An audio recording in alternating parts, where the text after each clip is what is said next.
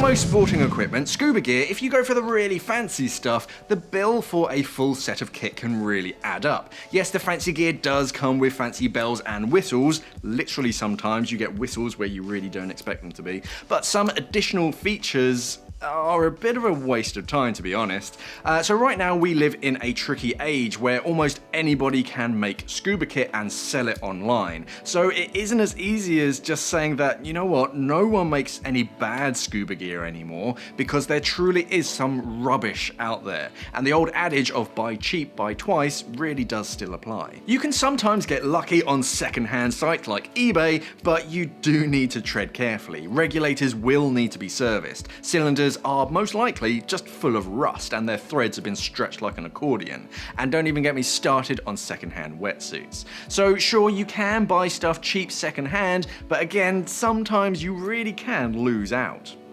Second-hand wet. Why would you buy one of them? Why is it sticky?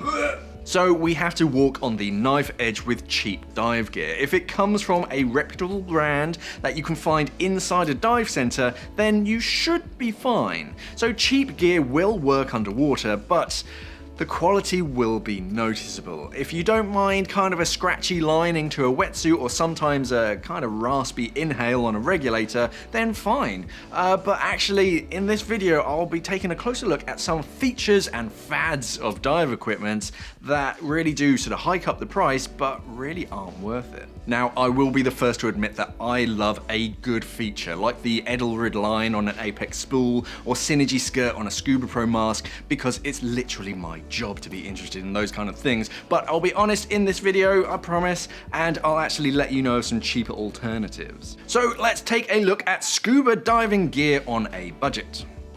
I'll splice that one in, don't worry, they're not gonna even know. They're not gonna know. My BCD is black. It goes with everything I wear, and it's never really bothered me that it doesn't have a color kit to match the rest of my gear. So color kits are only good if you know what your accent color is going to be right at the beginning, and that the guys making the rest of your gear make the exact same shade of color. Some manufacturers can't even make their masks and snorkels match colors, but it's pretty easy to match black and black. If one of your biggest requirements of a BCD or a wetsuit is that it comes in blue, you may need to reassess your priorities. Some regulators did this as well. You could pop off your front cover of your primary and replace it with a colorful one to show everyone just how interesting you are. And if I can let you into a little trade secret, I'll wager that every single professional diver hates being asked for fitting color kits. They love it. Just especially hot pink. He's like, oh, it comes in pink as well. You look great. Let me take this blue one that I'll never sell and fit a pink one. Plastic. Polymer just means plastic, to be honest, and technopolymer just means expensive plastic. So thermopolymer just means plastic that's been heated up, but polymer is just the manufacturer's way of avoiding the negative stigma of the word plastic. Plastic is terrifying now that we actually understand the long-term effects of our plastic production, but we do need to make some plastic still. We just need to be a bit more responsible, and before this goes into another educational video about plastics, let's get back on topic. So some technopolymers will increase your efficiency by 5%. You won't actually notice that unless you're literally a machine, and to be honest, I've never actually been on a dive where I've been pumping my legs for the entire dive. So I don't actually end my dives thinking, if only I was 5% more efficient, then I just wouldn't be so tired at the end of this dive. If you're paying more money for a fancy plastic that has its own name, then cool, I guess. I've dived cheap masks and I've dived very expensive masks, and to be brutally honest, I can't really tell the difference between optical grade glass that lets in an extra 5% of visible light in. It's not as if regular glass makes everything look grubby underwater, or optical glass makes everything look like it's got a Disney filter on it. Some lens treatments I can get on board with, like some that work a lot like sunglasses by cutting out harmful UV rays, but mirror lenses are just annoying. They just make you look like that guy at the beach. But also, from a more serious angle, if I can't see your eyes, then I can't tell if you're looking at me, the hot girl over there, or whether you're just unconscious. If you're an instructor that wears mirrored lenses, then you're not a great instructor. Oh, burn! Your students actually need to be able to see your eyes to keep calm and for you to tell them what to do. If they can't see your eyes, then it kind of freaks them out a little bit. If you don't like water in or around your mouth, then you just need to work on your airway control, to be honest. So fancy valves on snorkels are nice to keep the water out of your mouth, but it's actually better to just bomb-proof yourself, because if water ever does get past a valve, then it'll take you by surprise and bad things are going to happen. So valves are also moving parts that can fail over time. I've yet to come across an open hole that's failed me before. There's not really much room for error in an open tube that you breathe through.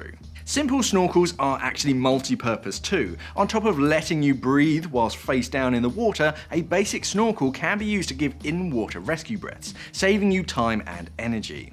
Just try blowing into a snorkel with a dry top valve, and even if you do manage to, the air's just going to flow out the bottom out of the purge valve, so it's not that practical. My dive torch has a fairly tight spotlight beam, and if you turn the head, it'll just flood, and I have to buy a brand new torch. So a modern fad of torches is adjustable beam angles, where you can turn the head of the torch and switch between a spotlight to an open floodlight.